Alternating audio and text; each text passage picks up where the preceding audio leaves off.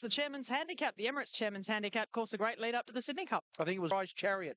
41 into $31. Number 2, Istra Kareem, 8 to 9. NZX Eagle, equal favourite at $5.50, 5 to $5.50, 5 to $5.50. Cape Breton. Now, Joe Blow's been the heavily backed. $7.50 into $6. They've come out of tree. This has been very heavily backed. And then down the bottom feet. Thanks, Caroline. Common Objective just firming even further into $4.80, $6 on the tote. And good money for Joe Blow, as you mentioned, $5.10. On the tote here in News. Just okay, Common Objective. Kate Breton, on the other hand, missed the start. Now he's starting to make a beeline over towards the rail midfield.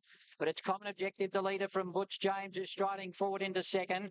Then Twin Wing NZX Eagle. Joe Blows out wide early on, and the jockey looking to try and get him in. He just had to check off heels there off Divine Rebel's heels, who's just in front of him from Ice Chariot. So Joe Blow will settle about midfield. One off the fence on the outside of Kettledrum. Dan Dart from then Ice Chariot, who's racing a lot closer today. Divine Rebel next, and Joe Blow, well, he's pulling fiercely, Joe Blow. He had to check off heels again at that point, followed by Kettledrum on the 8.50 to go on the lead at Twin Wing. He's had his own way in front and leads by a length on Common Objective, close enough if good enough. Butch James is third. There goes Joe Blow. Well, he's been fighting him most of the way. Now he gives him his head to stride up into about third or fourth spot with those horses, NZX Eagle and Dandard taking off, but he's had a devil of a run. He's been out wide all the way. Then came Tangaluma, followed by Divine Rebel, Ice Chariot. Brave Lancers making ground. Esther Kareem likewise from Lang and Kettledrum. And then Kate Breton into the straight, and Twin Wing led by a length. Common Objective second, and then Joe Blow's having a bumping duel there with NZX Eagle, and further back was Butch James, but Common Objective raced up and hit the lead now on the Chairman's. He's got the better at Twin Wing, a couple of lengths to Divine Rebel, and Ice Chariot's getting out. He's running on strongly, Ice Chariot. Common Objective in front, 100 to go. Ice Chariot and Divine Rebel are coming at it. Divine Rebel, Ice Chariot, Common Objective. Divine Rebel got there, I think. Give it to Divine Rebel on the outside and nose to either Ice Chariot or Common Objective.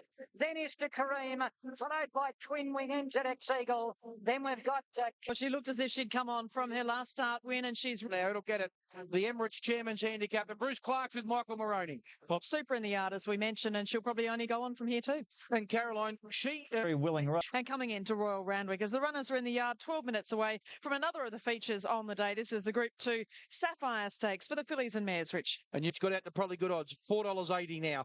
Belong Too Many's the clear favourite, $2.60. Absolutely fabulous. And that's what Caroline's outfitted, $15. Court, 7 to $7.50. Kaju, 26 to 31 down. This race will be very interesting. It doesn't look to be much speed on paper. Belong to Many, you'd assume, would go forward, and whether she gets some easy sectionals early on may determine who's the winner in this race. Judges obviously drawn wide, and we'll get back.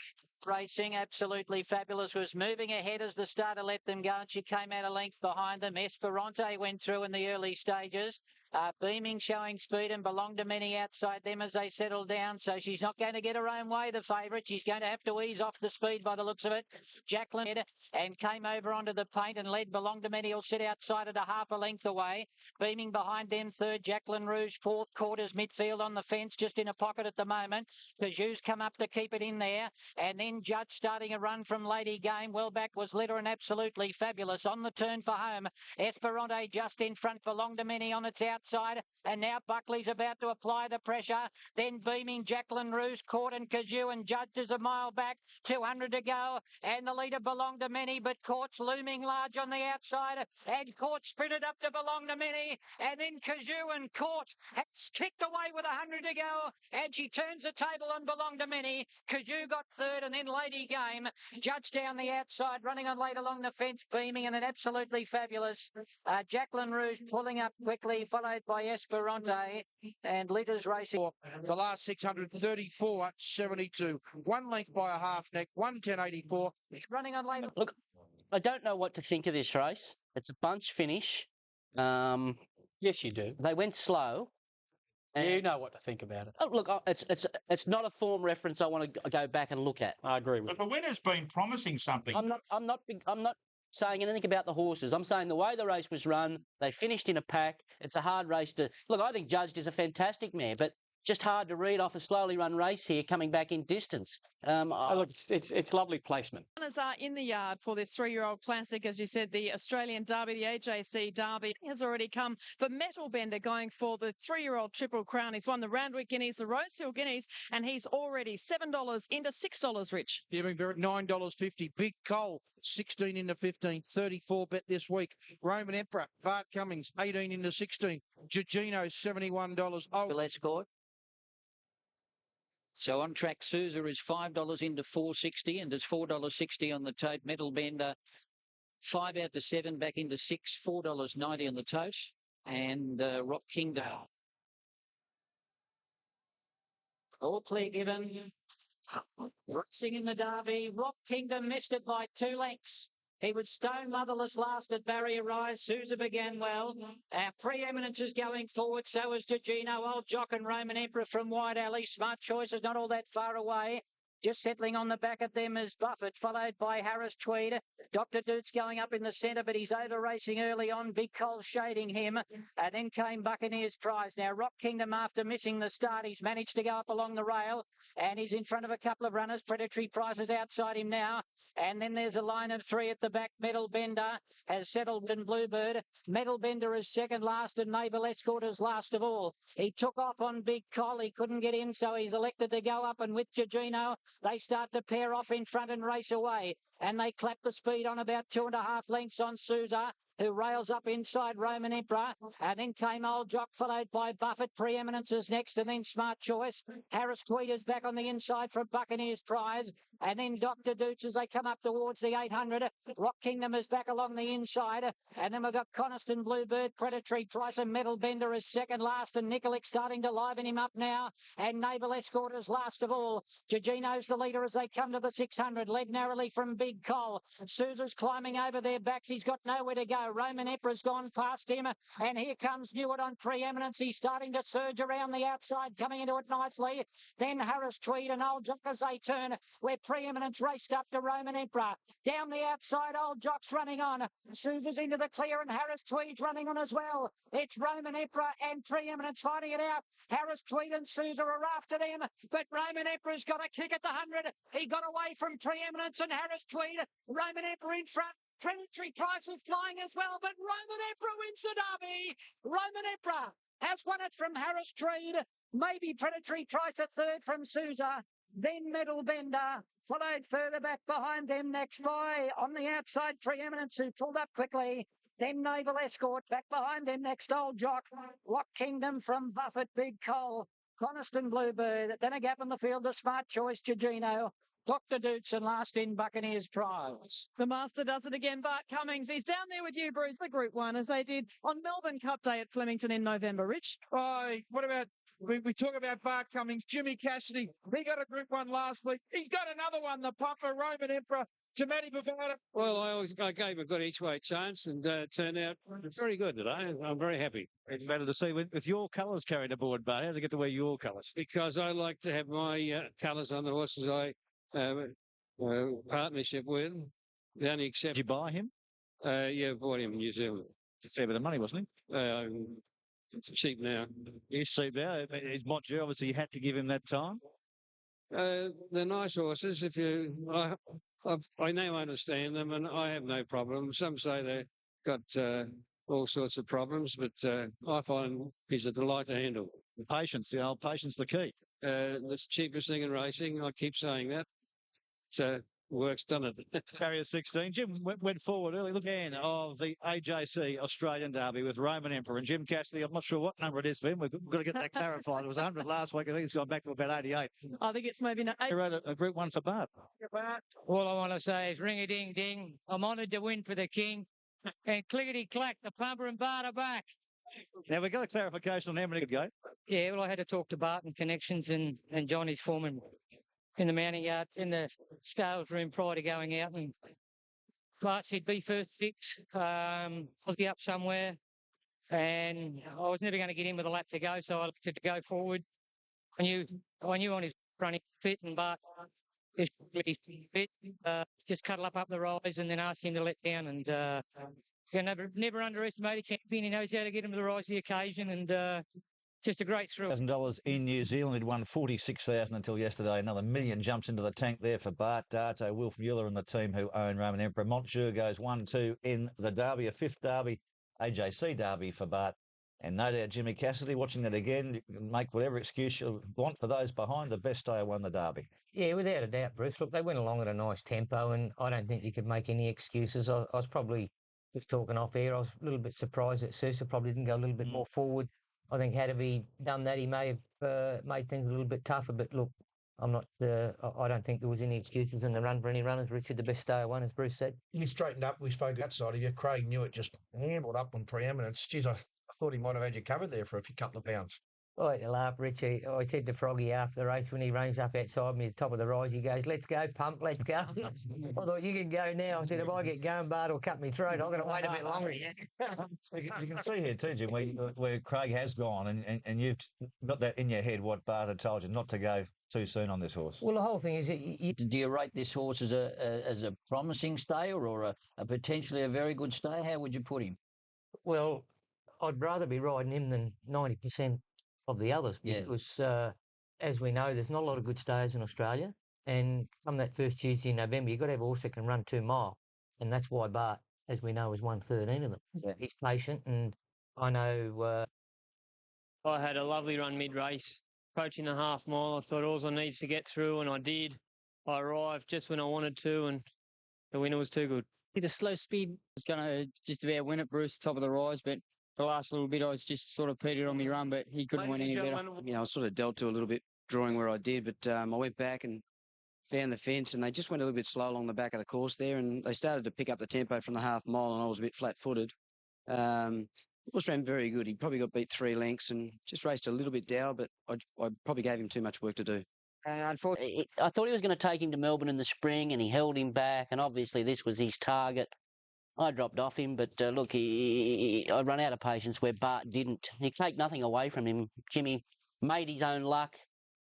I thought Preeminence was going to get him at the top of the straight here when he loomed up to him. I thought he was going to be the superior stayer, but that was not the case, and he left it. I'd suggest he left his rivals no excuse. Yes, perhaps there is an argument to say Sousa, if he'd have got out and got running, would have been hard to run down. And, you know, there's a lot of criticism of Kieran's ride on Sousa because he didn't get out at the 700 metre, 800 metre mark. Like when you say criticism of the ride, the horse was in the box seat. He was third the fence. It's just not that horse's style. Yeah, look, I'm not critical of Kieran's ride. I think the horse had his opportunity. He got a split here. He's underriding now. You see Sousa, he's underriding now, and he's got enough room to come through. And he just can't quicken. You just can't pick the leader up. But if he'd have got away to a little break, he'd have been very hard to run down. Look, it's all conjecture, but, you know, once again, there's a few of them go over the line together. Any one of them could have won the race if you'd have run it over again. But, you know, and that's what I say about the Derby. People look at the Derby, and you hear it all the time, that, you know, what a great race the AJC Derby is because of the horses that have won it. But if you look at the field that went across the line there's no superstars there right now. Sure. They're on their way, perhaps, to be a superstar. Well, outside the winner, I think Predatory Pricer may be the horse for next preparation. I don't think he's a stayer, but he's got quite into the... But Randwick, as far as the betting is concerned, I'll be able to give you a bit of an update. They're starting to move back into the barrier stalls here for this race. Swiss Ace, $7.50. Dark Prince, I can tell you, is in the betting at $7. Nakoni at $6. Kenny Kidd still Punch leads. We saw those colours an old jock in the Derby. Now, speaking of Killaton, he's coming up towards the gates now. We're waiting on about another 6 or 7 to... Taxi, and as expected, Keen Commander began brilliantly out wide. Black Prince and Swiss Aces going with him, so the 3 outside runners are burning forward. Gold Trails hunted out of the stalls to try and match them, but the other 3 crossed him early. Then Gamble Me, Hurry Choice, Cap Hero, Killaton back about midfield, followed by Red Element, and then the 3-year-old Nakoni just past midfield. Duport's on the outside of him from Molinana, and then came Danley, El Cambio, and last of all is Harry. So from the outside alley, Keen Commander's made his way over onto the rail, and he'll lead for home from Swiss Ace. Black Prince was next. Hurry Choices wide. Gold Trail back on the rail, and then Gamble Me and Cap Hero followed further back by Red Element, and then Olanada and Nakoni's getting to the outside and starting to hit the line strongly. It's Keen Commander in front from Swiss Ace and Hurry Choice, then Cap Hero and Nakoni, and Gold Trail's got right up along the rail. Swiss Ace and Gold Trail, but Nakoni flashes it in on the outside. The 3-year-old hits the lead, and the Galaxy's over. It's Nakoni winning it from Dan Lee, got second. Gold Trail third, Swiss Ace fourth. Then El Cambio, followed by Olanana. Back behind them next, we've got Due fourth, and then came Red Element, followed by Harry, Hurry Choice, Gamble Me, Keen Commander, followed by Killaton, and Black Prince has run the worst race of his life. He's finished tailed off.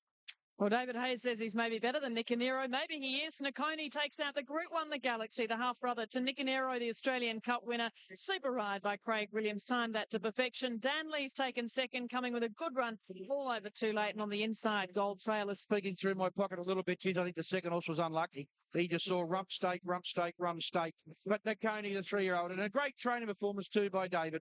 The Group 1 winner. So what a fantastic performance by your horse, Dave. Oh, wonderful. I was sort of watching him pretty closely, and he didn't want to be another horse of the 600, and then Craig just timed it beautifully. When did you make the call to freshen him up for the Galaxy? When he loomed up in the mile and didn't quite run the mile out, I really believed I made a mistake and could have won the Newmarket with him. And I just wanted to give him one little look on this leg, and he handled it beautifully, and so we decided to switch back. So Craig Williams and the breeders as well of this horse. Yeah, there's the English interim dividend. 16 Nakoni, $6.250, 5 Dan Lee, $5.20, 12 Gold Trail, $14.09. Lindsay Park. Yeah, for sure. Look, we can say we've had a lean time, but you have a look at the results. We still won 3 Group 1s with this family. He's awesome. He's got plenty more. He's going to be a great sprinter, as David said. And younger brother to Nicanero in the same ownership. Hayes and Williams combined to win the Group 1. Continue a very good record of 3-year-olds in this race. Set up with great speed throughout. Dan Lee, second, unlucky. Gold Trail, terrific performance for Luke Rolls, who thought he won the race virtually, I thought, this race. But Nakoni, stunning performance, Rich, no doubt about it. No, it was a good performance. Dan Lee should have finished a little bit closer. Wouldn't have beat the winner. I always talk through my kickers, Bruce. Yeah, as soon as once you watch the replay, the winner went home too good for Dan Lee. But Dan Lee's run was outstanding, and I thought Nelly, the excitement of the day, could be a genuine top-class sprint, which I think he will be, particularly maybe we'll go to Queensland, but in another 12 months, I think he'll really fall into his own as a sprinter. I thought Gold Trail, we obviously know, was good. Dan Lee, probably go to the Stradbroke Way, Queensland. He's in the mix. I thought El Cambio's run was good. And what about the Queenslander? He had 57 Swiss Ace on a hot speed. His effort was still outstanding. Yeah, he battled on bravely to the post, didn't he? But you can't take anything away from the winner there. As Bruce said, a good race for 3-year-olds, and but he's got a great turn of foot, that horse, hasn't he? Mark said 3. If I had peeled off and gone to the outside, he probably wouldn't have finished off as well as he did, because I sort of saved and waited, but just had to wait and follow the winner through. But he finished really strongly. Encouraging first run from a long break, isn't it? Excellent. He's come back fantastic order. I think the horse of Snowden's El Cambio is the horse that should have finished closer. He just lost a bit of momentum over the last 200 or 300 metres there. Can't take anything away from the winner, though, can you? He looks a class cop. Not at all. Okay, now let's see this race. The Adrian Knox, the lead up to the Oaks. Exactly right, Caroline. But perfection. 250 to 260. Miss Darcy, 440. Jessica Beale, $10 to $11. Down the board, Rajasi, 14 into 11. Rajasi, Skinny Tia, the 5, but a dominant favourite. Miss Darcy, 460 to 5. Jessica Beale, 10, 11, 10. Rock solid. Greygat, $19. Rajasi, 14 into 11. Dancing Double. Now she's giving all sorts of problems. Now they're away. My Marie was fairly out. Rezjana missed the start. Jessica Beale from the outside stall. He's going to try and work forward on it. But Trajazi taking the early lead. Logan's Choice is second, Above Perfection making ground to settle down third. Miss Darcy inside at fourth. Then Checklist, Jessica Beale going forward into about 6th spot, but they've got to post it out in the wilderness early. Further back behind them next, Balimba, followed by Celtic Courage, and then came Bauble, who's 3 wide. Jockey having a look, Craig Williams, led out here by over a length on Jessica Beale. Favourite Above Perfection, third on the rail. Miss Darcy is fourth, and then Logan's Choice.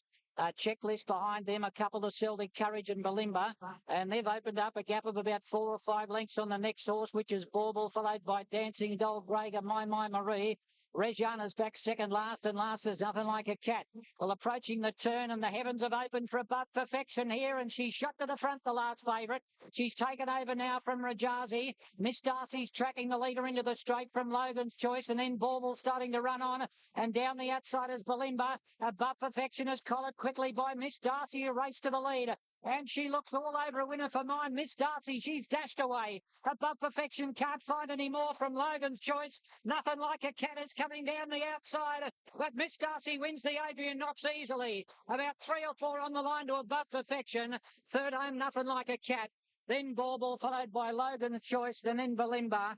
Then came Celtic Courage, Rejana Checklist, followed by... Super performance. Number 3, Miss Darcy, never in doubt once you saw where she was coming from. Great ride, Corey Brown. He's just back. Yeah, I knew that.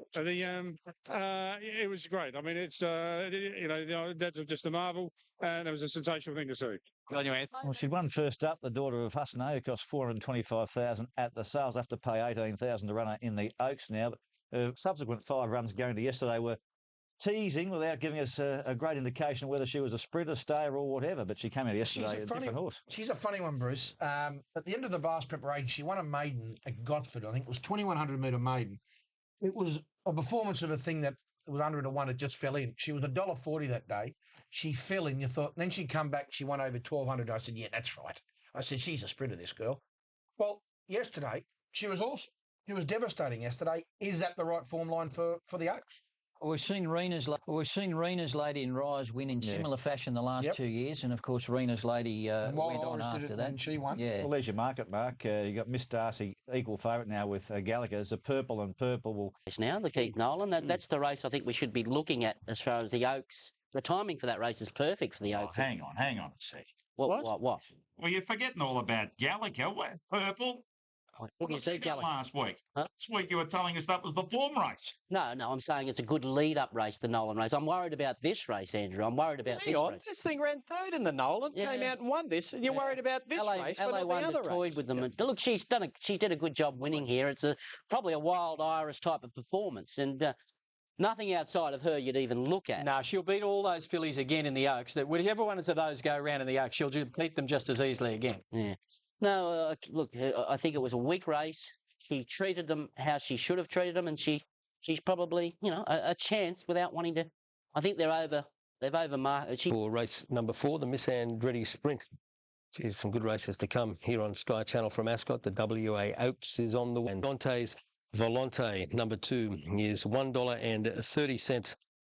So the Miss Andretti Sprint, and Dante's Volante remains at $1.30. The Miss Andretti, he got out only fairly. Dante's Volante, Megatick and Bannerstorm were the first 2 to bounce out. They're going to settle in front of the favourite Dante's Volante. And over on the inside, leading a half length to Megatick. Coming back underneath, Little Nosky on the outside, the favourite Dante's Volante. Cruising behind them, 2 lengths away third. On the fence is Northwater Boy. Then a length to the mare Calico Blue from Had to Be Clorker. And Classy Nugget had lost touch with the field.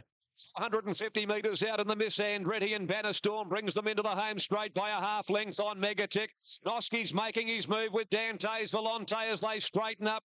He quickly joined the 2 leaders, but he's under the whip shortly after. Had to be Clorker, Northwater Boy behind them. He's in some trouble. Dante's Volante, Calico Blue's running on, but Had to be Clorker gets to the lead from Megatick and Calico Blue, and Had to be Clorker's drawing away. Had to be Clorker wins from Calico Blue and Megatick. 4th is Northwater Boy. Well, the bubble has well and truly burst today for Dante's Volante. He was as flat as a strap when Nosky asked him to go at the 200. Then Bannerstorm, and it's a bit of guesswork, but I don't think Dante Volante's action. He looked like a horse that was very unhappy in the way he was moving. There's something wrong there. He just didn't look right. There's something wrong. The winner's a rising 8-year-old. He's got quite a good record, but there's something wrong with that good horse there. He just didn't look right. He's pulled up sore and goes to the paddock. The trip to Adelaide is definitely off. And there were Marasco, Dan staked $1.60. Dan was one of those, the Strickland Stakes. It's a Group 3. Marasco into a $1.50 favourite ahead of Tarzi, number 2, and 7 Star Encounter got the best of the jump. Marasco's going to posse back last through the first 100, and Great Destinies being hunted forward now looking for the lead. Behind them, Forest Frolic settles down running third. Then 2 lengths to Tarzi. Lambton Castle settles on the fence, and a length and a half behind him is Marasco. Hatton to sit at the flanks of him. A length away on the inside, Lambton Castle going through, joining Tarzi. Also there, Forest Frolic in the middle, and about to take off is Marasco. They're going to quicken pretty shortly. Marasco's about 3 or 4 lengths here off the leaders, Great Destiny and Star Encounter. At the 450, the mare got a nose in front, Star Encounter from Great Destiny. A length off them, Tarzi, then Lambton Castle, and starting to stalk them now is the mighty M. Marasco. In the straight, Star Encounter's the leader. Here comes Marasco on the outside of Tarzi. Tarzi, Marasco, head Star Encounter. Marasco grabs the lead. He's a neck in front. He's going for home. Tarzi fights back, but Marasco turns the tables and wins the Strickland. Good ride by Stake. Cool ride, Marasco. Too good for Tarzi. Behind them, Star Encounter from Lambton Castle, Forest Frolic and Great Destiny. The tempo of this race was very ordinary in the early stages of the race, and Marasco just trapped up behind Tarzi. Like Tarzi, albeit going very, very well, and is a lovely, lovely horse, beautifully prepared.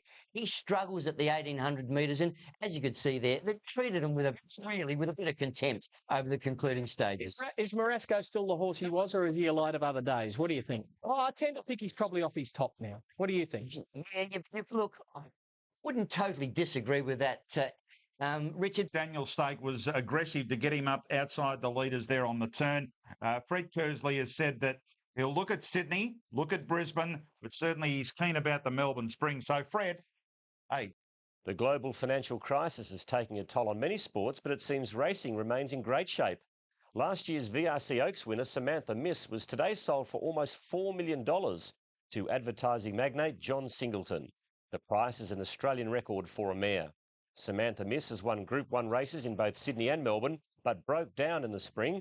Such as her value as a broodmare, the 3-year-old is unlikely to race again. Formula One. Thank you very much for that, Adam. This is the first of the group races. This is the South Pacific Classic, and some really nice horses to go around here, Rich. There certainly is, Caroline. Down the board, number 1 for Vashi. $2.90 out to $3.10, still a clear-cut favourite. Number 2, Centennial Park's been $5 to $5.50. Dasham, $4.40 to $4.80. Number 4. Dasham, Centennial Park approaching the stalls. Dasham, in fact, coming up. Racing now. And coming out well was Geared Up. Fravashi was one of the best into stride, but he's going to try and jag him back and look for some cover. And Geared Up's going to race away in the early stages by a couple on over the wicket. Then came Dasham. Now Fravashi is caught out wide early on. Romany Star got squeezed right out of it there. He lost a couple of lengths. Snow Alert is slipping right. Romany Star next. Fravashi's got in one off the fence now and looks to have found some cover, and about 2 lengths behind them, Centennial Park. They work up towards the 650 and Geared Up's the leader. Over the wicket, settling better now. And Cassidy just starts to give him a little bit more rein to give chase to the leader. Snow Alert behind them from Dasham. Centennial Park's whipped up from the rear, going around for Vashi, so he's put him in a pocket. And Romany Star's back at the rear of the field with them. Into the straight they come, and Geared Up led from over the wicket. 2 lengths to Snow Alert, who's under the whip. Then Dasham. Fravashi coming through in the centre, starting to wind up now. And then Centennial Park. It's Geared Up just in front from over the wicket. Fravashi behind them, going for a run between them and Dasham. It's over the wicket on the outside, getting the lead. Fravashi's coming at him. Over the wicket just in front. Fravashi dive. Fravashi got up to win it from over the wicket. I think Geared Up third in front of Romany Star. Then came further back behind them Dasham, Centennial Park, and last in was Snow Alert.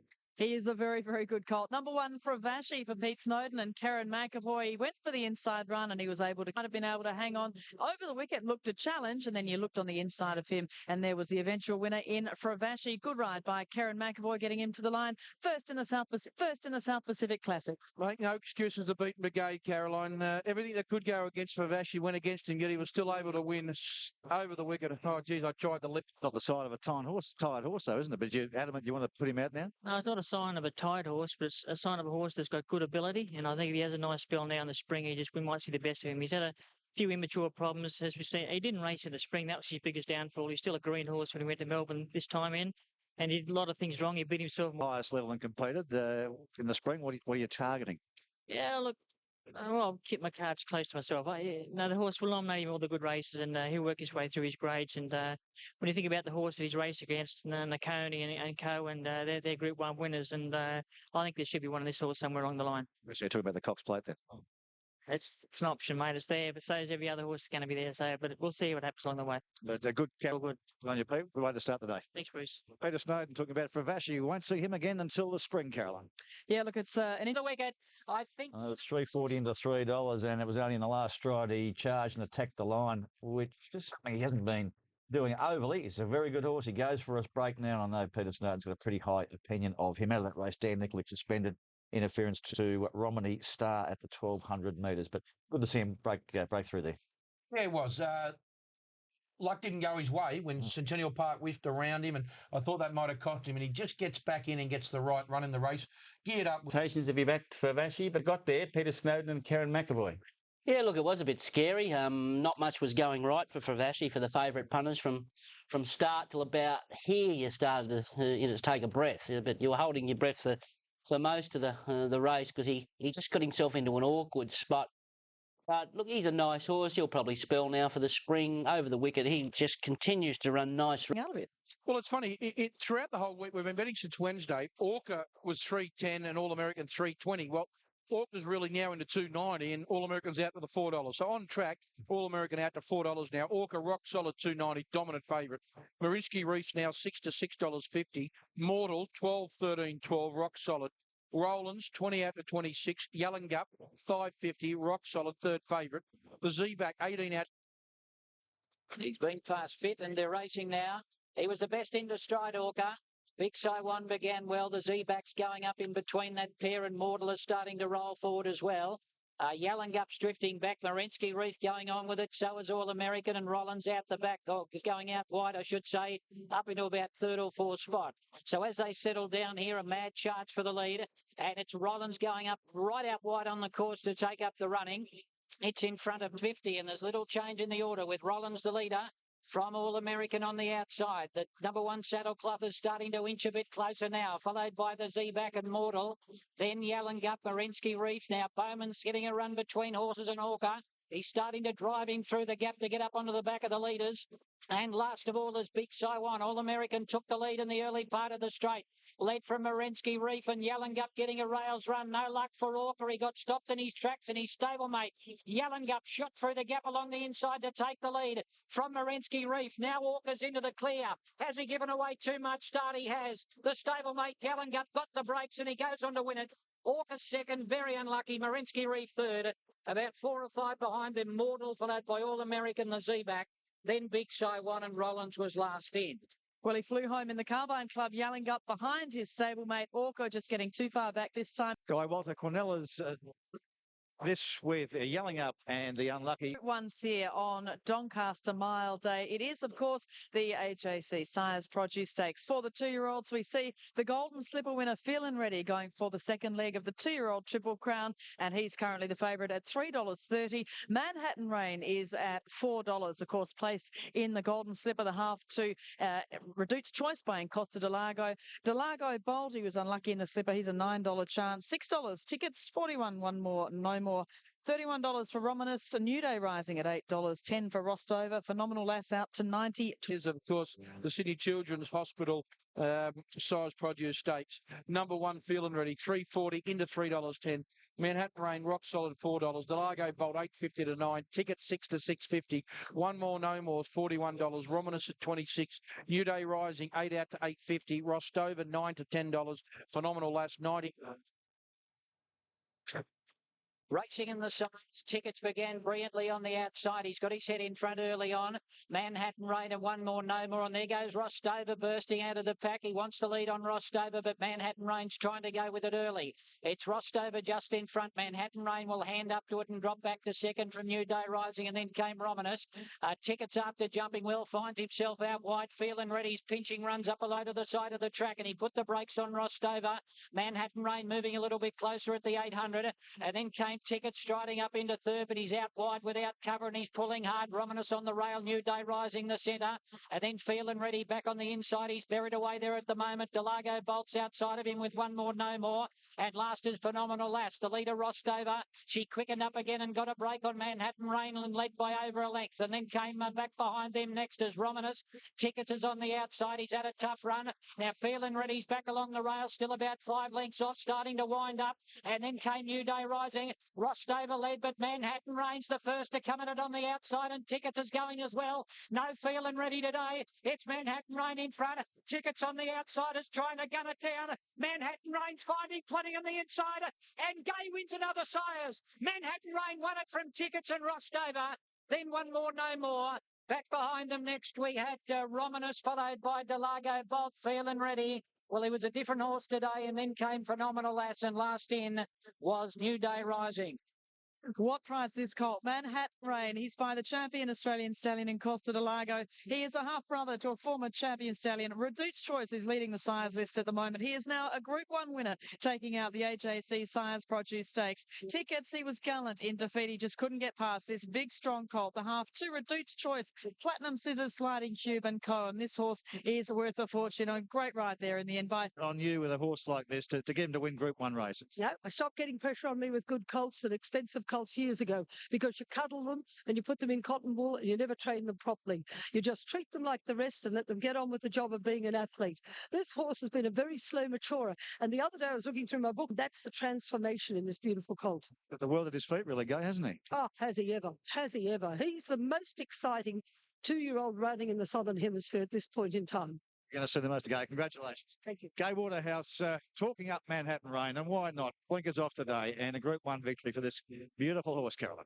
Oh, look, he's just come back at full gallop too with the Clark of the course. He looks like he could go round again. He is a great big strong colt, Manhattan Rain, and as I said, his size produce for Gay Waterhouse, Manhattan Rain, one of the most valuable colts in training with a pedigree like that. And talk about the wheels and roundabouts and swings and roundabouts of racing a few weeks ago. You happened, I hope I can ride more joyous in the Golden Slipper. No, you ended up on Manhattan Rain, and now you've got an association with this horse.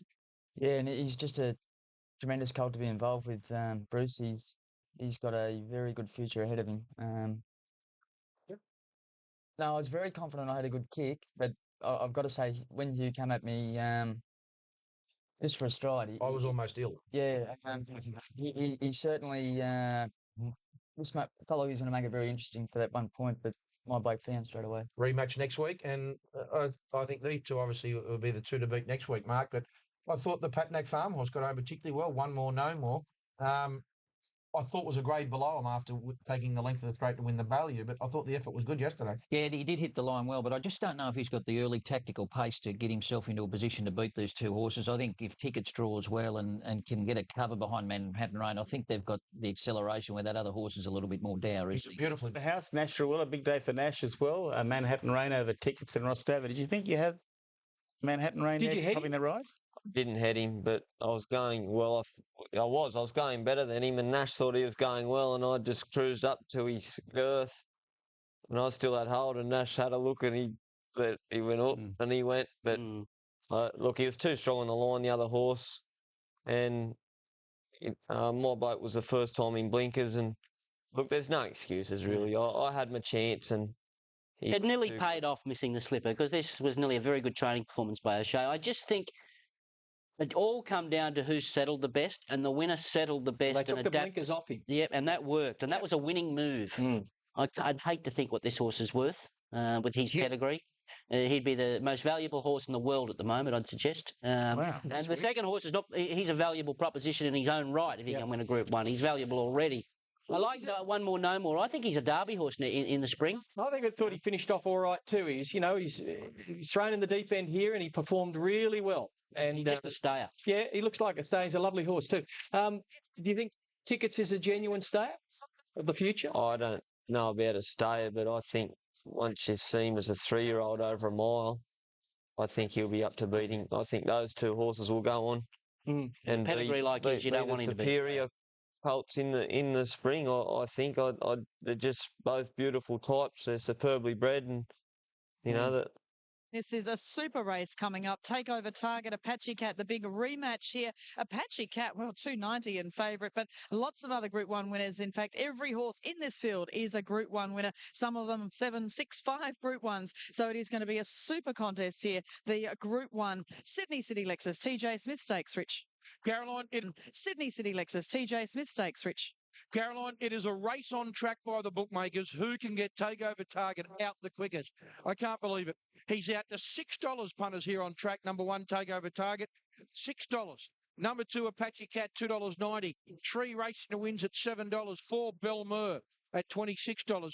5 Naconis at $4 and 6 Northern Meteor at $9.50. 2 named after a legend motorcar and a legend man and himself. 1 Takeover Target. He got out to $6. I still can't believe it. The punter said, that's ridiculous. We'll take that. He's in the $5.50. 2 Apache Cats been rock solid, $2.80 to $3.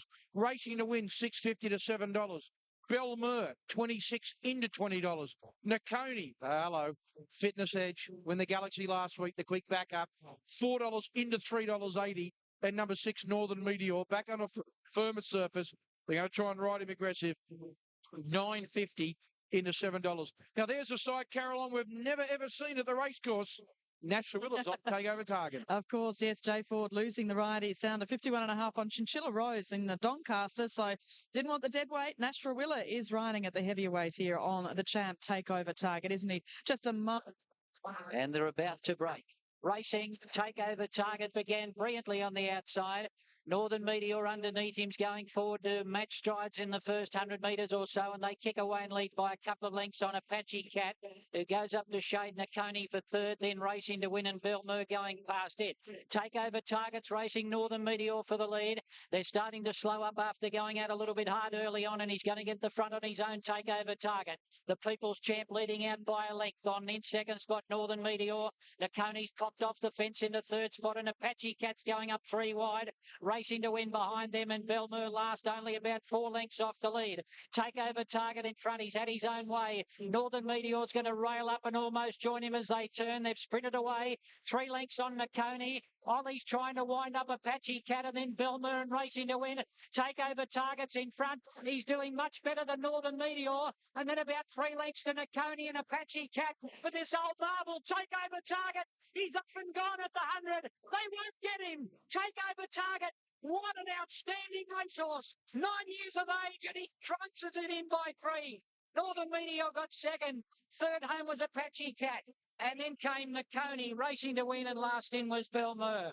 The People's Champ should hear the crowd here at Royal Randwick. Takeover Target, what a super performance. I think he actually reacted to the crowd. You see him pin his ears back as he gets to the line. He was just coasting. Nashua Willa was sitting up on his wither as they came into the straight, and he has kicked away. What an old marble to beat Northern Meteor. The Cat was under pressure before the turn. Nakoni couldn't sprint. Belmur and Racing to Win. There was one horse from the moment they jumped you wanted to be on, and the old marble Takeover Target.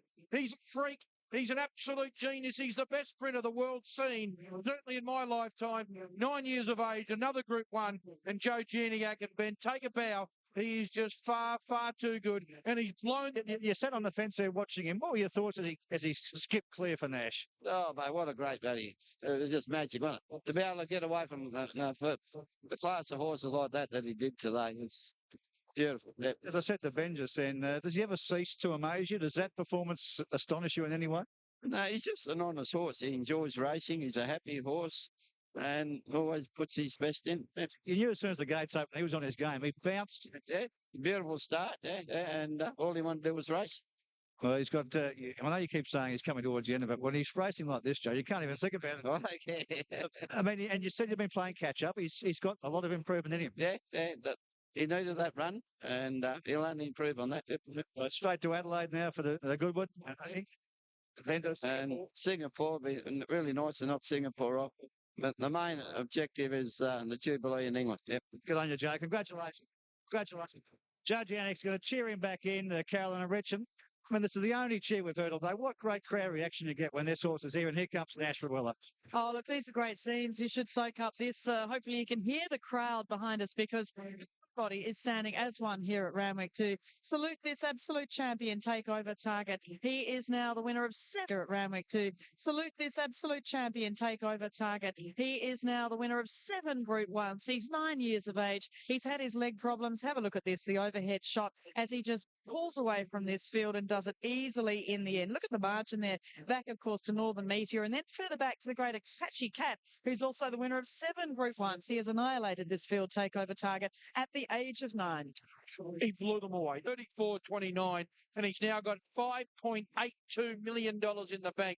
He's an out-and-out superstar takeover target. He's the best sprinter, I've said, I think, pretty much from the day that we put Joe Janiak on the TV here on TVN at his 3rd race start when he came to the middle of the freak, isn't he, takeover target? Can you believe, Caroline? They bet $6 in. It is quite amazing, isn't it? $5.50 in the end he started. There are the English interims on your screen as this great horse comes back to a standing ovation. And Jay Ford, we are thinking. What about for you to be part of it? Yeah, I mean, I was more or less just a passenger, just tried to ride him where he wanted to be, and you could see how brilliant he was out of the gates. And the further he went, the more he got into his rhythm, and just waited until he sort of topped the rise and got him really balanced, and then he exploded when I went for him. As soon as he bounced out of the gate, you knew it was good. Done a marvel job, and Ben, and you know, the condolence go to Jay Ford. I've been in that situation millions of times, and there's nothing more gut-wrenching. You feel like a rising 10-year-old to you as he skipped away from a quality field?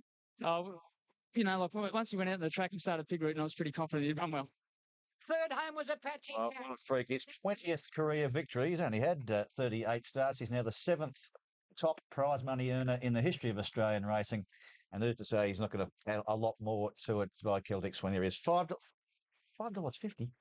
19.09, a race record, a home in 34.29. Rich, amazing stuff. They ran 34.8 the first 600. They couldn't keep up then. And then Nash said, oh, please, I got a little bit quicker to go yet. 34.29 the last 600 metres. It's one of the true fairy tales. And I'm telling you, Bruce, I'm only 37 years of age, but in years to come, and my daughters have kids, and I'll be telling them I was there when Takeover Target was racing from when he won his maiden at Queanbeyan till he raced till he was 13 years of age.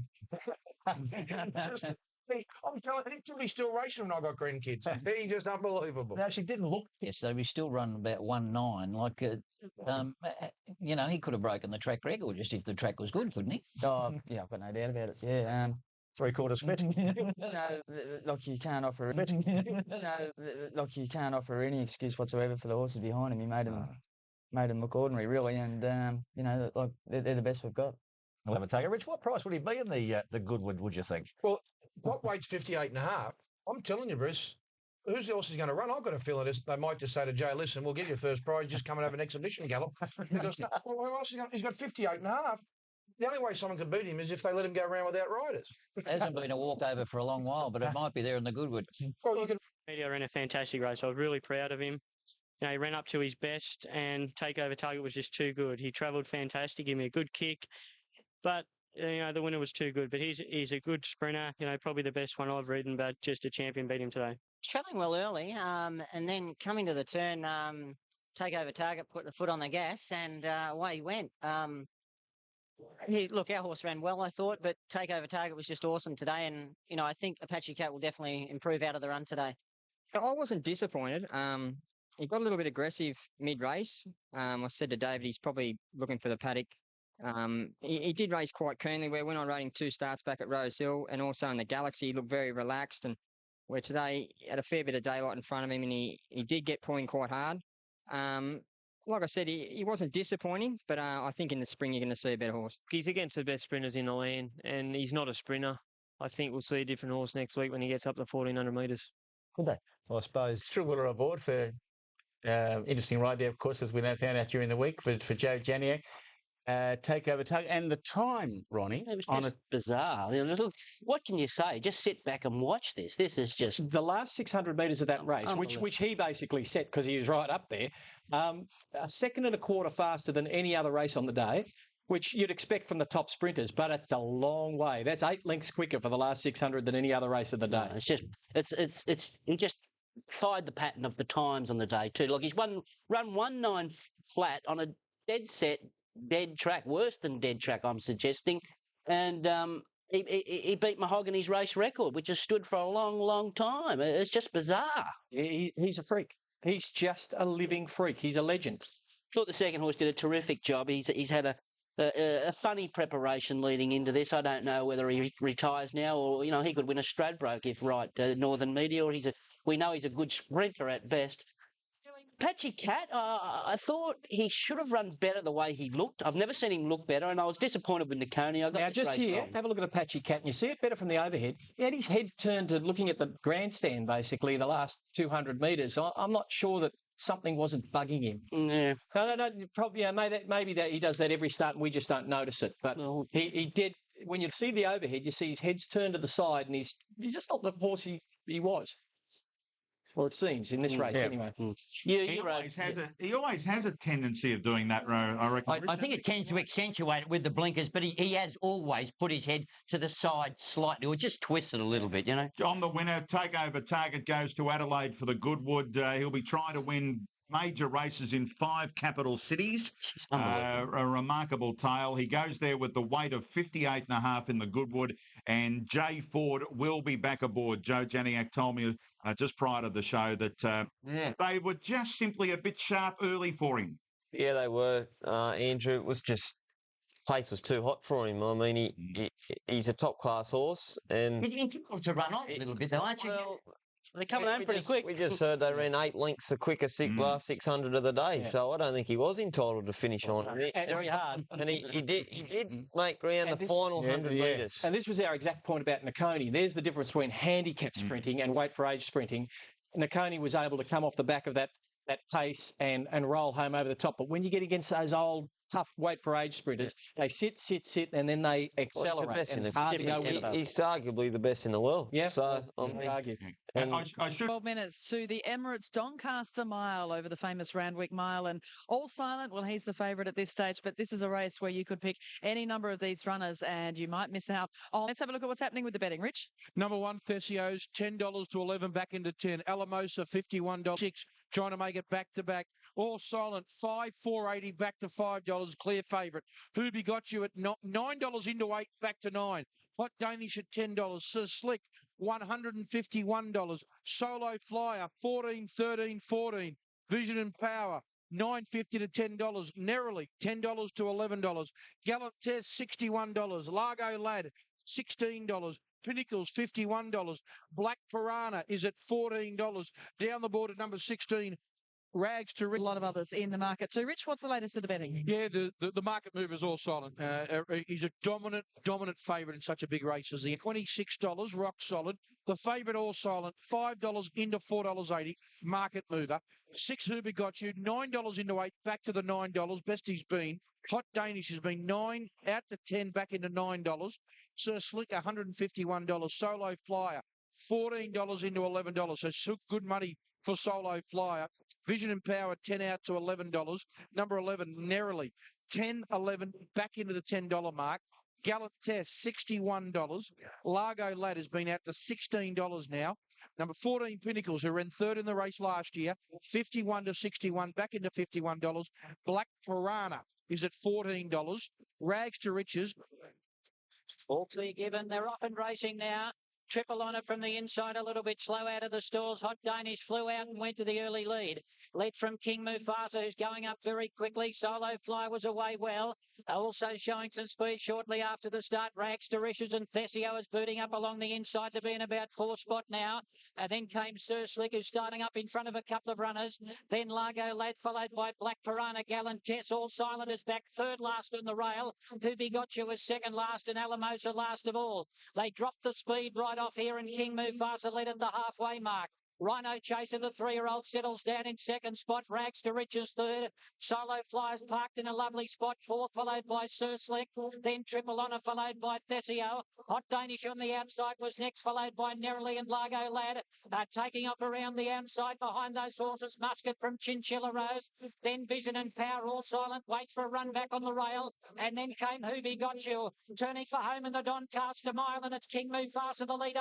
Rags to Riches and Triple Honour going up on the inside. Here's Solo Flyer. He's starting to run on from Hot Danish, and then came Musket. Solo Flyer ran to the front now, 200 to go. They're coming after it on the outside. Musket, Vision and Power, Pinnacles, Triple on a Largo Lad. I don't know where to look. Vision and Power. Vision and Power for Jim Cassidy wins it. Vision and Power has won it from maybe Black Piranha. Largo Lad on the inside. Not all that far away, we had Pinnacles and also Merrily from Triple Honour. Who Got You was next. Solo Flyer pulling up quickly. Then we've got Musket pulling up quickly also from All Silent, Rhino Chaser. Who Got You, Thesio, Hot Danish, Chinchilla Rose. Further back behind them, King Mufasa. Sir Slick was back at the rear, and so too was Galantess. Great scenes down here. Bruce Clark with Joe Pride training another Group 1 winner, Vision and Power. Bruce? Well, it's the remarkable autumn of Vision and Power is crowned here with victory in the Emirates, in the Doncaster here. Joe, you've seen it. Can you finally believe that this horse has won one of the great miles in Australia? All I was thinking the whole race was you can't come wide and you can't come from back, and he did it. It's just an amazing win. Like, this horse, he's just flying. You still can't put a finger on it, can you? No, I can't. Honestly, I can't. I brought him here for a welter here about 9 months ago in a similar race, and he plugged home and run fourth, and I was pretty happy with the run. You're probably a bit more happy with this one, I would have thought, Joe. I think so. It's worth a little bit more money. That was good. Great team effort with all involved in your stay here. Yeah, fantastic. Done a great job. Scott Riley that rides this horse, he's in love with him. I know he's backed him to win a fortune today. He's on 150s and 50s and 75s, and just fantastic. And Jimmy, as you said, when you're watching it, you couldn't go around. You had to be patient and patient. He let go beautifully late, didn't he? Different here with this horse. Well, I'm just thankful he did. Yeah, it's been a fantastic result, and I just can't believe he's won a Doncaster. Jeez. Joe, you're stable. Really great result here for everyone involved with this horse here. Vision and Power, English Interim Series. His ears prick. Jimmy Cassidy waving to this big crowd. They are pretty happy, pretty pumped for the pumper coming back to scale. There are the dividends: 11.40, 3.50 on the tote. Black Piranha 4.40. Who Got You getting into third place. What a run by the 3-year-old into $3.70. Nick Moratis, another emotional day for him. It must be so special to pull it off. Yeah, look, it's I put a call into Ray Murray some 10 days ago when Joe said he was only going to get 51. And I asked for permission then to ride him half over. I said to Nick and Joe that half over won't stop him as long as I'm feeling strong. And it's been a long time since I've done it. But I've had my man with me that I've had for 20 years, nearly 30 years, Malcolm. And he's been here this week. And, in respect to fellow riders, they've all done it tough too. The blokes that have had to ride light, but they're not all 46 either. Tell us about the week. What sort of work this horse to turn him round? To win a Doncaster, to win a Group 1 level a fortnight ago, to win, I think, 7 out of his last 9 or 10 runs is remarkable. So it goes to show what a great, an up-and-coming, outstanding young trainer Joe Pride is. Quickly clack on what has clicked with this horse, but when you first got him, what were your thoughts of Vision and Power? He's a nice athletic horse, and he's got a pedigree behind him. He's a half brother to Glamour Puss. So we sort of had a few things in place. They obviously always had an opinion of him. He ran single figure odds in the Queensland Derby. He's a 3-year-old. So when he first came here, he had little issues that we sorted out, gave him a spell. And I think probably the most significant thing this preparation has just been the fact he trained here at Warwick Farm. And he obviously enjoys that environment. The Visca ride track obviously agrees with him. And I think, obviously, I know the horse a little bit better, but it's been an amazing turnaround. You just don't see horses do this, and we're so proud of it. I think you said yesterday, Joe, that you took him to the races one day for a welter. He ran fourth, and you were happy with that. Yeah, and that's been the whole thing. I remember early this preparation when he won the Parramatta Cup. I sort of thought, well, that's it. I've really done well with this horse. You don't think you're going to be winning 2 Group 1s after that. $1.6 million later in 2 Group 1s. Unbelievable. Believe it. Vision and Power, as Richie said at the top of the show, welter horse, and now he's a dual Group 1 winner. Do you ever think that Vision and Power would give you a George Ryder and a Doncaster within a month? Not in the mild month of Sundays, not at all. I've just got to hand it to Joe. He's just done wonderful things with this horse. Not all that far away. We had great call by Mark Sheehan. Don't know where to look. He looked out wide and he saw Vision and Power beating Black Piranha. 1-2 from the rider, 1-2 in the Doncaster. Who Got You? Tragic tale for him, but racing's not about who should have, could have, and would have. It's about making things happen. And Jimmy Cassidy, Rich, made it happen yesterday for Vision and Power. Yeah, look, Jimmy and Nick have had a great association for a long time now with Joe Pride, but with so many other stables over the years. And of course, I think it was well documented with the great success they had with Might and Power. Jimmy's a big race rider. You see, Jimmy, momentum's a big thing in racing, Rich, isn't it? And we'll talk about Who Got You later in the beaten jockeys, but he always had the momentum going forward from the top of the straight. Yeah, and the good thing about him is, well, he's won the mile and a half races. So the 1,600 metres, I think the best part of his work was really the last 50 when Mark Sheen said, I don't know where to look. he found a half length, and he was explosive that last little bit. So Piranha second in the Doncaster Mile. Well, Vision and Power was just too strong, and we had a good run through the race. We got back, we followed the winner, and just at top of the rise, I peeled off his back. Who got you tried to push me out, but I held my ground, and yeah, we stuck on, ran second. It's pretty disappointing, Bruce. You know, it was grand final, and the horse was cherry ripe, and you know, you got the bad barrier, but we had a fair bit of luck through the run. I was just pretty happy with the weight. Everything panned out. Sort of got to the top of the rise and thought, well, today's the day. You know, he was just cantering underneath me, and everywhere I sort of went, the gups were closing, and then they'd open, and then they'd close again, and end of the story really is he had no luck and never got out of first gear.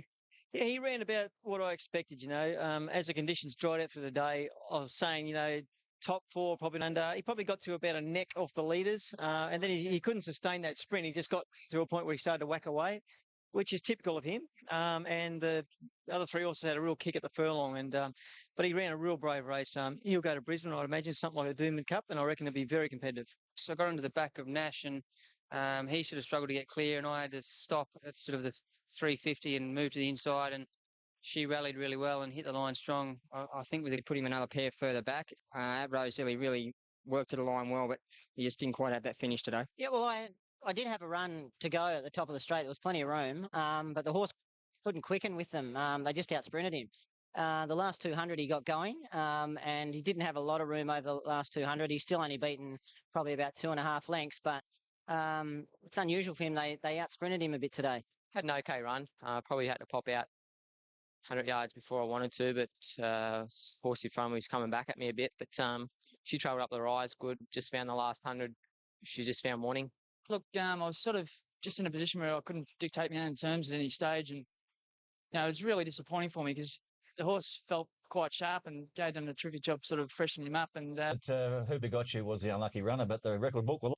Point was trying to be probably first 8 somewhere as close as I could without having to take them. I think in my favour was the 51.5 or 52.5 coming back from the weight race towards Ryder.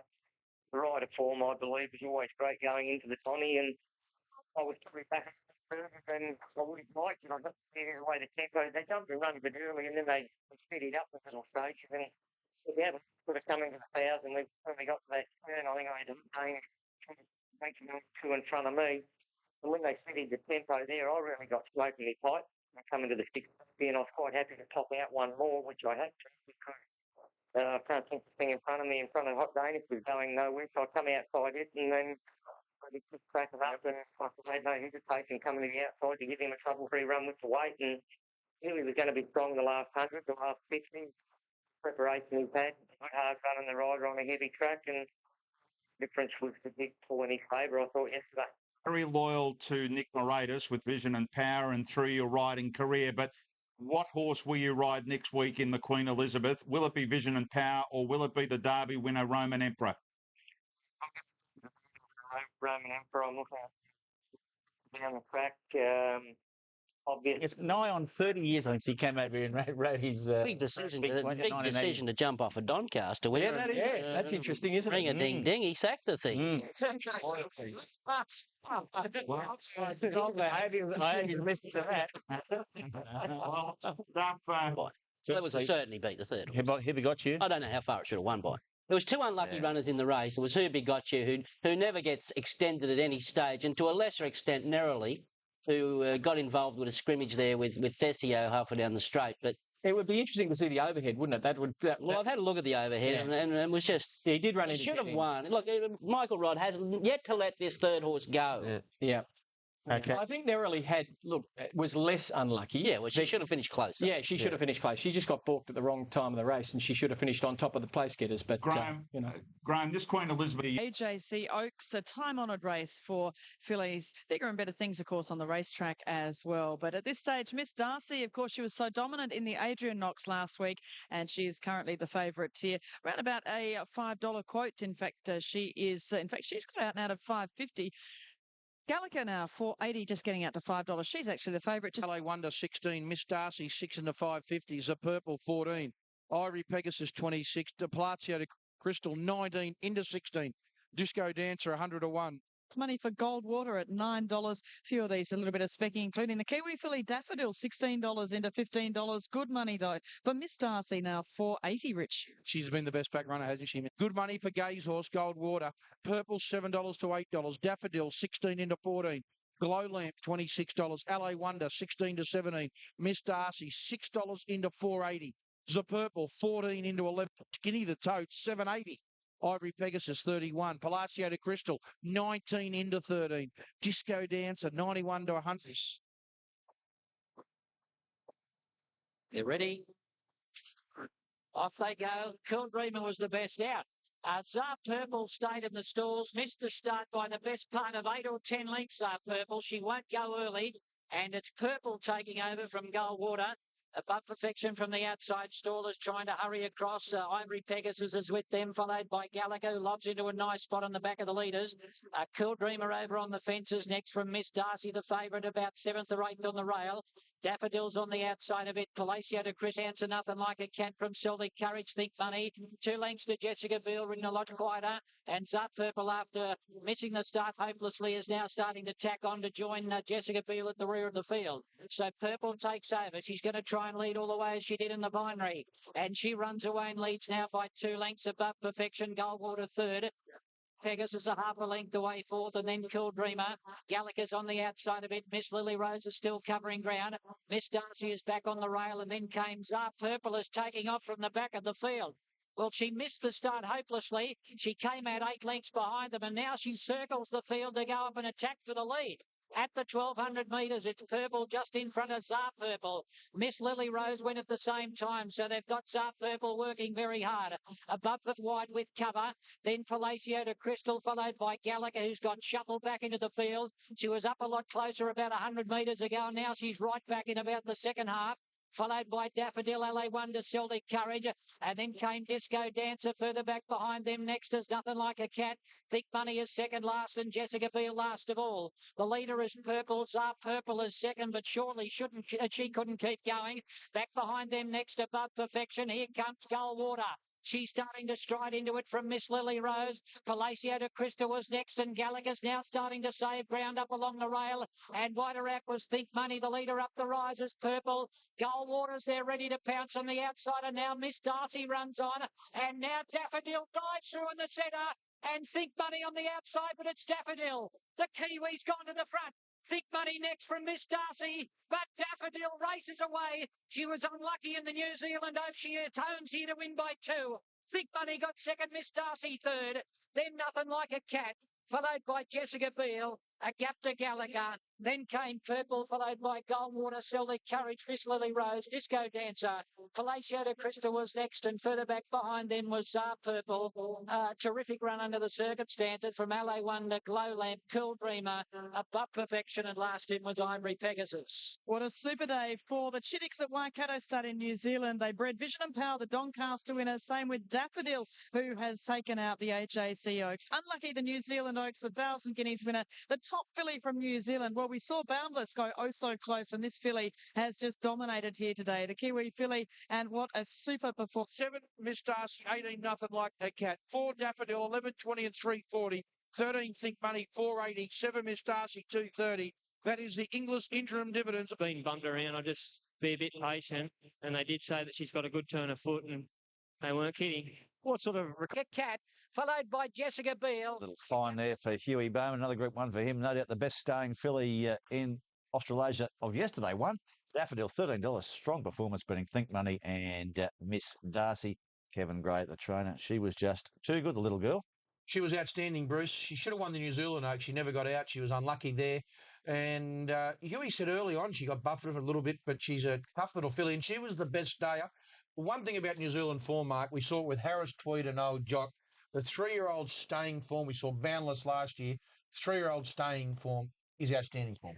Yeah, I don't think these were an outstanding group of fillies. Like Think Money had been run over by Samantha Miss in Melbourne, and Daffodil was just there on the scene at the right time. I don't know about these horses from a Cup's point of view when we get to the spring, but nevertheless, she's done the job. Yeah, she got a Group 1. I thought this is just too easy. Yeah. Next thing, the pace slackened, and I had Miss Darcy over racing to me inside, and Corey edged off the rail, and next thing I was out 4 and 5 wide at the 1,000-metre mark. And when you say that, she's only small. She was getting bumped around by the bigger fillies. I couldn't. You know, she was too small. I couldn't ride them in. I just had to let them, and she was so relaxed. I thought, well, I either fire up and start playing jockeys, or I just keep her relaxed, and that's what I elected to do. And at the 1,000-metre mark, I was tearing my hair, and I thought, what am I going to do? You know, I'm out this wide, and I had no cover for a moment, and then Nashville Willer decided he wasn't happy with the pace, so he pushed out and got going, and they all followed then. That injected some speed, and I just sat there for another furlong or so, and no, she was strong in the line. It was a good win. Yeah, she simply just outstayed them. Well, she was too good. She was just far too good. Yeah. Great breeders, the Chittix. Welcome back here to Royal Randwick Sydney Cup Day 2009, and we have a big crowd building here under blue skies. And mares for the Group 2 Emancipation Stakes. What a super race mare Emancipation was, a former winner of the All-Age Stakes. Number 2, absolutely fabulous. $9 into $7.50. Benicia 19 to 21. Reggie 14 into 10. Pravana 4 to 4.40. Portillo 9 to 8.50. Amberino 16 into 12. Partiva 13 to 12. Sequinella $18 into $17. Bauble 31. And the gates are back. They're off and racing. Reggie was a little bit tardy at the start. Portillo began quickly. Shining Light drives through shortly after the start to take it on. And now Partiva, the Victorian, going forward as well. Just in behind them, absolutely fabulous. I'm an Anabar going Oku, Benicia, Reggie, followed by Amberino, and Bauble still out the back. It's about 7 or 8 lengths covering the field, and it's Portiva, the leader as they approach the home turn. Just in front here, Partiva from Shining Light getting a rails run, and I'm an Anabar on the outside. Visit the Queen right behind them. Portillo saving ground along the fence. Absolutely fabulous is under the whip, and he's trying to get Pravana to the outside to start to run on. Up the rise they come, and I'm an Anabar raced up to Partiva to join it from Visit the Queen. Pravana's coming down the outside, and Benicia's running on as well. Plenty of chances here with Benicia and Pravana coming up to I'm an Anabar. Further back behind them, Visit the Queen. Benicia on the outside hits the front. Amberino's coming later. Amberino went after Benicia. Amberino got Benicia in the last bound. Reggie on the inside flew for third. Then we've got Pravana and Boku, Bauble, I'm an Anabar, and a busy finish.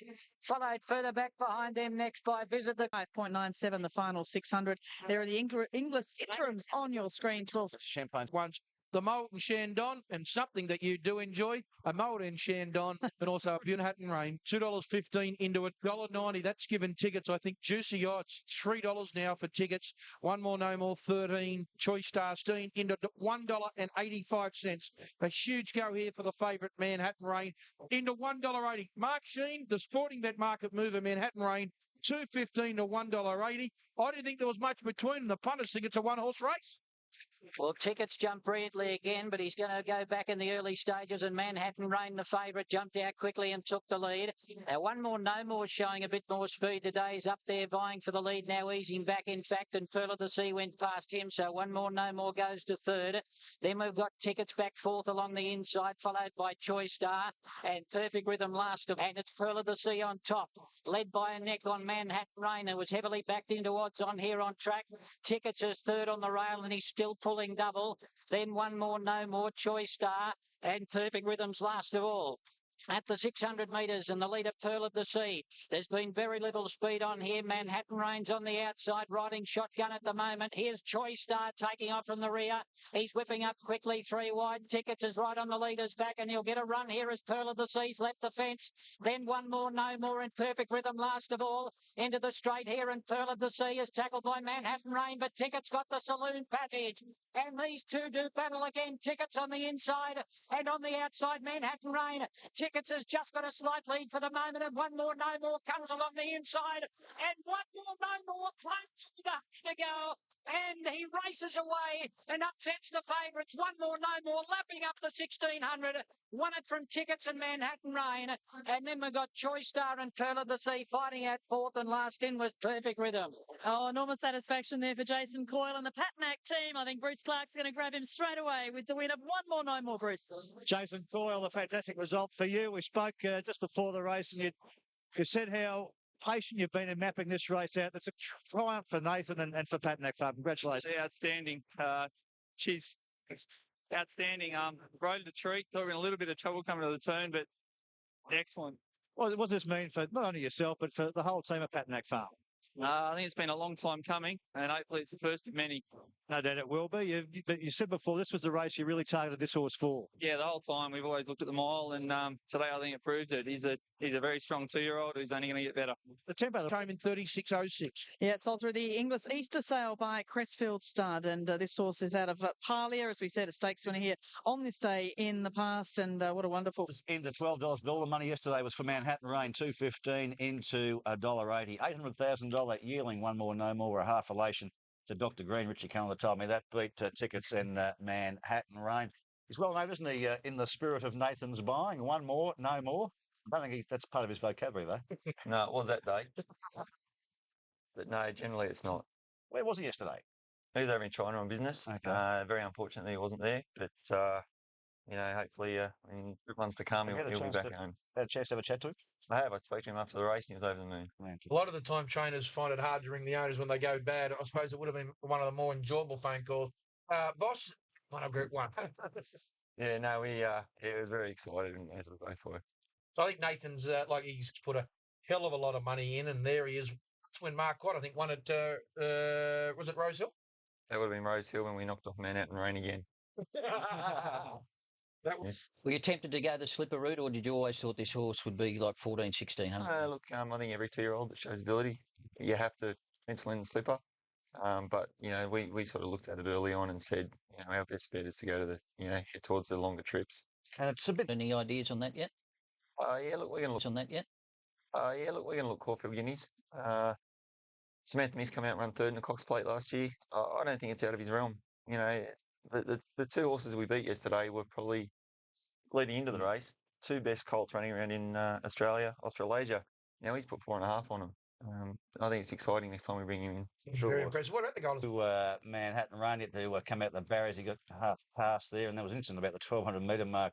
McNash got charged here, and with no penalty sustained. But looked a bit messy there, Rich. But I wouldn't be finding any excuses when you get beaten by 4 lengths. No, they were absolutely trounced, weren't they, by one more, no more. When Nash comes across and he got reprimanded for that. That was all. But he was a big go, wasn't he, Mark? Like 2.15 into 180 in a Group 1 race. I know it's only a small field, but early. 3 better stallion prospects you won't get in the land at the 3-place getters there.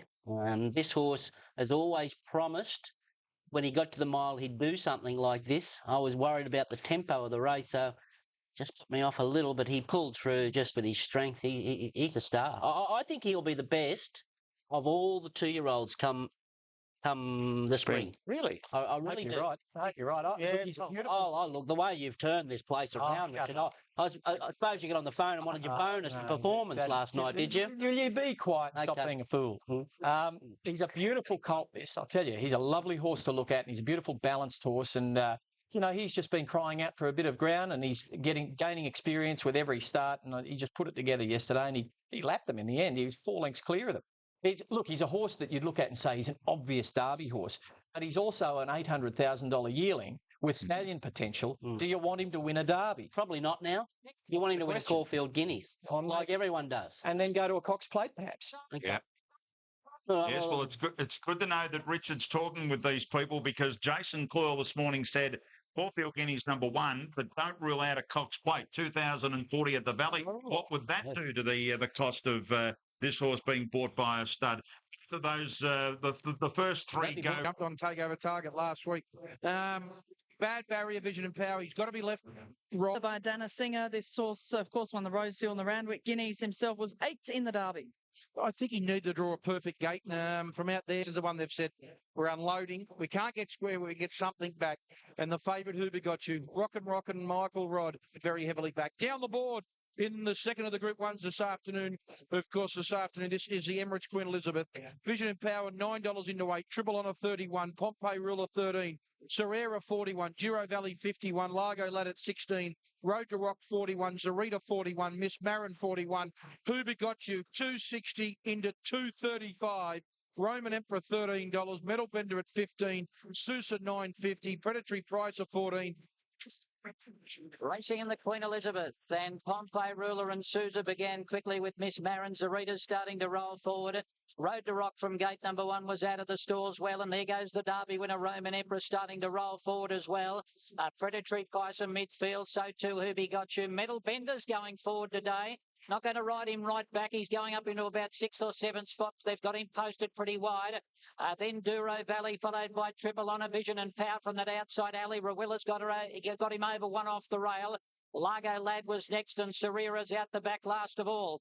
It's the 3-year-olds on top here. Sousa on the inside, taken on by Roman Emperor. And Metal Bender's gone up to attack for the lead. Well, there's a shock. Metal Bender has hit the front now from Roman Emperor, Largo Lad and Serira last of all. Metal Bender is a surprise leader at the 800 metres, led from Roman Emperor. Sousa's starting to roll forward now. 3 wide. Road to Rock is 4th on the inside. And then came Pompey Ruler. Well, Who Be Got You? Well, he's getting all the brakes along the rail at the moment. He's going up into about 2nd or 3rd spot now. He's saving a stack of ground along the rail. Then Predatory Price and Miss Marin, Largo Lad. Zarita's lost its spot, followed by Douro Valley. Then Serira and Triple Honor and Vision and Power will have to come from last. Metal Bender leads from home, but Who Be Got You saved that much ground. He's only a neck away along the inside. Roman Emperor's 3rd. Then we've got Road to Rock and Pompey Ruler. Predatory Prices down the outside, but Who Be Got You along the inside grabs Metal Bender. Pompey Ruler's winding up with Predatory Pricer.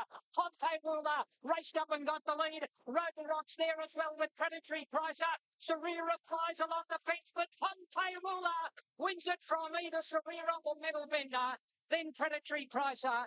Vision and Power ran on strongly, followed by Triple Honor, and then Road to Rock pulling up quickly, followed by Zarita, Douro Valley, and then we've got Largo Lad. Who Be Got You was right there when the whips were cracking at the 200, but he got a stitch. Then Roman Emperor, Miss Marin, at last in was Sousa. Great scenes here. Mick Price, Pompey Ruler taking out the Queen Elizabeth. Bruce. Thanks very much, Caroline. Mick Price, watch that race. You don't get very emotional watching races, but that horse is something special, isn't he? You really let yourself go there. Oh, yeah, sorry about that, Bruce. We got a bit excited there. It was a Group 1. Mate, he's just an old stable favourite, you know. He's brought me to tears a couple of times. He's going to do it again. But why is that so, Mick? Because of what he's been through and what you've had to go through with him? Mate, just because he's one of those horses, you know. He's a old, unwanted autumn sale yearling, you know. He's been owned by a bloke that's been in the stable for a long time, and he's just part of the furniture, you know. How hard has he been to get him back to compete at the highest Group 1 level? Look, we've just nursed him when we've had to nurse him, and that's been the saving of the horse. Obviously, he hit the line really good, and whether we go 3 weeks into the Singapore Gold Cup or use the Hollandale Cup, I don't know, but I probably don't have to use the Gold Coast as a backup. We'll just monitor the week. Getting back for another go at the Cox Plate? That's us, mate. We'll get one. Well done, Mick. Well done. Thank you. Mick Price, you don't see Mick get that emotional. That's what Pompey Ruler means to him. Fantastic stuff. Yeah, great emotion there from Mick Price. Note punters. At Dead Heat, treat Pompey Ruler first. At Dead Heat between numbers 4 Serera and also number 12 Metal Bender. And a fist pumping. Wonderful ride, Pompey Ruler. He's had so many injuries throughout his career, but he's a very good horse, and he's got the money this afternoon in a great performance. $12 at 3.10 Pompey Ruler. Serera, one of the favourites all his career, and look, if he hadn't have had the injuries that he's had, I'm sure he would have been one of the greatest going around. He almost won a Cox Plate, and hopefully this year he can come back and do it again. But the day he had a perfect run, an ideal run, didn't he? Yeah, he's a little bit older. He's really starting to settle down, and he was off a bit from probably the 1,000-metre mark, and he just coasted into the race beautiful and got to the top of the rise, and he showed his great turn of foot that he's got. Thankfully, he held on. It's been confident first, otherwise Richie Cundler was giving away the punt. Metal Bender, fantastic performance, sharing that placing with Serera, but he was on song yesterday, Pompey Rule. A great result here for Mick Price and for Craig Newitt, Rich. So great. And, you know, for a long time, Mick's been telling us on TV and Bruce and Craig Newitt how good the horse is. And I remember when... But, you know, he's handled it all and he's riding brilliantly. And a great training performance for Mick Price to get this horse second up to win over 2,000 metres. You've got to applaud the courage of the horse as well, haven't you? Oh, yeah. You know, horse was broken down, looked like he was finished. They've patched him up and got a Group 1 second up. Well, it was 5 years ago to Metal Bender. What a run it. Well, he's been dropped out his last few runs. It was my first ride aboard the horse, and my instructions were to take up a more forward position. Didn't really want to lead, but I was really left no option once I got him going. It was clear that sort of Jimmy was pulling outside the leader, and I was outside him, and I was never going to get in, so I elected to roll forward. So there was a lot of merit in his run because he did a bit of work early. I was comfortable in front once I got there, but that work early probably cost him the race. I know when people get his form and they think he's a year older and his form wasn't that good, but Mike Moroney is really confident. When he booked me for the horse, he was full of confidence and he was right. The horse went between his teeth today. Fortunately, going down the back, we had some cover. The pace was steady, but soft ground doesn't suit him, and it just takes his speed away in the finish. Awkwardly placed from the half mile onwards, trying to get on something's back to take me into the race, and I've got to say the horse ran another gallant race. Had a very soft run through the race, and getting about the 600, they all started getting off the fence, and just sort of one horse off the fence. I was able to sort of sneak up the inside and just making sort of easy yards. He was doing it quite comfortably, within himself, and just getting to the top of the rise. I probably put a half a head on Metal Bender, and I was gone. Just from then, the Metal Bender kicked back, and the rest ran past us. But I don't know. I'd probably have to see how he pulls up. But it might just be a combination of backing up from last week and stepping up the 2,000 metres. But it was very disappointing. Nevertheless. Yeah, Carnival for Mark Kavanagh, Rich, and Huber got you. Yeah, Huber got you. I think Mark made a relevant point yesterday. He just not. I don't think he probably gets the mile and a quarter. No, he won that Amy Vars at Moonee Valley, but now you look back on the horses that he beats. Buffett, who went round in the Ledger yesterday and went up and down in the one spot, and Norca ran third, who hardly you'd say is a Group 1 horse. So maybe that flattered him a little bit, and then he was beaten in the Derby as well. So perhaps he is just a miler. Yeah, it might be his go forward. We just basically let him get fit through his racing, and his second up record's far superior to his first up, and it showed yesterday. He was a fresh horse on the scene too. A lot of those horses have been around in plenty of races there, Craig. Do you think that paid dividends? Well, obviously paid dividends for you. Could you tell that there are a few others around you might be feeling the pinch? I wasn't really. I was just focused on getting my bloke to relax, and once I topped the rise, I asked him to really quicken, and Hoobie got you straightened up with probably a 3-length advantage on us. And the horses around me were sort of going to the line as good as I was, but my bloke just showed that sharper turn of foot than most of them. That's one question I was going to ask, Craig. Were you surprised, after you jumped, because you drew well, it was only a matter of just jumping and just positioning, but Metal Bender sort of pushed forward. Did that surprise you? It did surprise me, but in hindsight, it was a pleasant surprise because I was rapt to see there was going to be a bit of speed, and I've got a couple of genuine horses in front of me that are going to actually cart me to the top of the rise. So we the other runners now. Hoobie got you. Well, it's obvious he didn't back up, or he didn't handle a slow track. That track was really slow. It was on the worst side of slow, I'm suggesting, because he railed up here and he'd done nothing to get there. Look, he should have sprinted away from Metal Bender here at least. He didn't finish the race off, so. I just think last week, although he wasn't extended last week, he just didn't. He wasn't himself on the slow track. People were criticising Michael was right. I thought it was a pearl. Yeah, but he couldn't do anything else. That's right. What about Vision and Power? He just ran home as strongly as ever. Yeah, I'm not so sure they were happy with the ride on Vision and Power. I think I don't know what the instructions were, but he did get a bump on the turn and got put off balance, and took the horse a while to balance up again. If we have another look at this race, you see him just get speared off there on the point of the turn. And Nash just takes a while he wants to hang in a little and takes him forever to balance back up. Of the other runners here, look, Serrera, as Mike Moroney's horses really put in yesterday. He's last year's winner, and he emphasises the slow track here. Metal Bender. Wow. Straight to the front. I thought he was a tired horse after the Derby, but he's just a tough horse. Obviously not. And other good runs in the race were, well, look, I thought to Predatory Pricer, he's got a bit of quality about him, that horse. And maybe next year, eh? I think so. He could be the 3-year-old to come back. Yeah. Triple Honour was okay. That's here for the Schweppes Sydney Cup. We are 10 minutes away from start time in front of a big crowd at Royal Randwick today in perfect racing conditions, and very, very open race it is. I tell you, Mr. Tipsy, well, the money's just started to come as I've been speaking. 650 now into... Sourcing correctly for a while. Some bad barriers were pushing forward and he just wasn't finishing off, and we rode him back in the Roy Higgins. He went well. We rode him back in a 3,000 in Moonee Valley.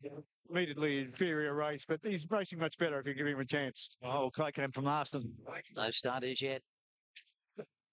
Racing in the Sydney Cup. And Common Objective was the best out. Casa de Campo was away well, the New Zealander, followed by Fumicino. Twin Wing and NZX Eagle are starting to pick up some ground early on. Dan Data's there and so is Divine Rebel, followed by Ista Kareem. Then came Mr. Tipsy, who settled down midfield. Looks like he's going to be about 3 or 4 wide as they run to the first corner. Tangaluma's back on the inside from Lang, Newport, Ice Chariot, and further back was Brave Lancer. Glistening as second last and Master O'Reilly is last of all.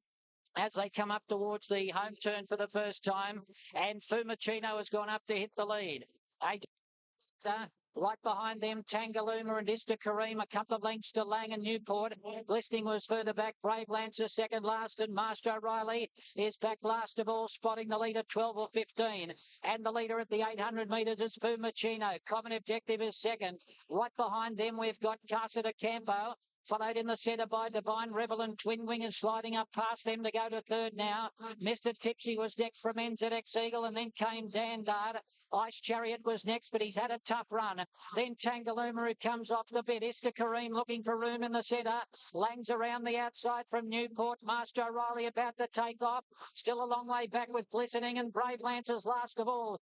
Fumicino in front as they head up for the judge in the Sydney Cup, led by a length on Common Objective. Divine Rebel comes to the outside. Mr. Tipsy's running on strongly down the centre. Fumicino in front, but Divine Rebel looms up. But here's Corey Brown and Mr. Tipsy, and Lang is coming down the outside as well. Divine Rebel and Mr. Tipsy. Mr. Tipsy, and now Ista Kareem is charging along the inside. Ista Kareem is at won the Sydney Cup for Williams. Ista Kareem from Divine Rebel and Mr. Tipsy. Then Lang in 4th spot, followed by Dan Data. Phil Machino, Glistening, Master O'Reilly. Williams and Cole Little takes out the 2009 Schweppes Sydney Cup. A great run up there on the... Jet State. Well, I must say he wasn't even in the race a month ago. He wasn't even nominated. But look, the horse has just kept improving, kept ticking along, remains sound, and he's got the conditions that suited him. And lovely ride from Craig. And I think riding him back has been the secret of the horse. We woke that... They forgot that David Hayes is a resident of Hong Kong. They give us a visitors draw in 10, but reports are that he's done. Followed by Dan Data. He couldn't win the Canberra Cup. He couldn't win the Ballarat Cup. He couldn't win the Hobart Cup. He couldn't win the Launceston Cup, but he wins the Sydney Cup. And the punters were with him. He ran the favourite, $6.50 favourite, and a brilliantly timed ride here by Craig Williams. Divine Rebel was 1.5 mile and can't run 2 mile. We see it a lot. This horse, I know he didn't beat much when he won at Moonee Valley, but he won by 6 lengths, and he won in 2 bounds. He put the writing on the wall and he's running the Chairman's. He had no luck whatsoever in the Chairman's handicap behind Divine Rebel. He had 57 that day. He dropped to 52, and you knew that the 2 mile was going to suit him. You might not realise back. They bet. You might not realise back.